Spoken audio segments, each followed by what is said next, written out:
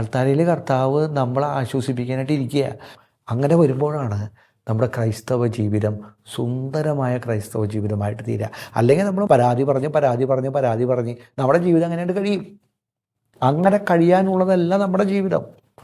നമ്മുടെ ജീവിതം തീർച്ചയായിട്ടും നമ്മൾ പണിയെടുക്കണം, കർത്താവിന് വേണ്ടി പണിയെടുക്കണം.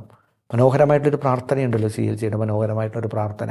ഇന്ന് നന്മ ചെയ്യാനായിട്ട് ഇന്ന് ഈശോയ്ക്ക് കൈകളില്ല. ഈശോയുടെ കൈകൾ ഇന്ന് നമ്മുടെ കൈകളാണ്. നമ്മുടെ കൈകൾ അതുകൊണ്ട് ഈശോയ്ക്ക് വേണ്ടി സമർപ്പിക്കാം.